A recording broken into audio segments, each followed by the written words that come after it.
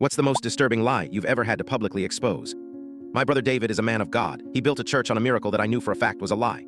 His son, my nephew Gabriel, had a simple febrile seizure when he was 4. It's common, it's scary for parents, but he was fine in an hour. But David saw an opportunity. The story grew with every telling. Soon, Gabriel had been at death's door, and David's prayers had miraculously brought him back. The church grew. They were building a new wing, the Gabriel Center for Miracles. My 7-year-old nephew was being paraded on stage like a prop. I'm a paramedic. I've seen real death and real miracles, and this wasn't it. I tried to talk to David, but he called me jealous and worldly. His arrogance was his biggest flaw. He truly believed he was untouchable. So I decided to use that against him. During his annual Night of a Million Miracles telethon, I used a burner phone and a prepaid credit card with $5,000 on it to get through as a major donor. I knew he wouldn't be able to resist taking the call on air. When he answered, I disguised my voice. "Pastor David," I said, "I'm so moved by Gabriel's story, I'm pledging $5,000, but could you just tell us?"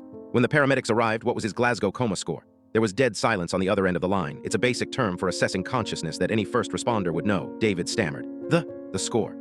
Well, the Lord doesn't work in scores, my friend. He works in faith. I pressed on, my voice cold and clear. "And the diazepam you administered, was that rectal or intravenous?"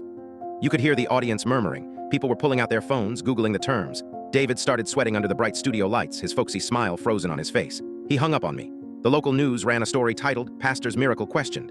And the half-finished Gabriel Center is now just a concrete shell locals call David's father.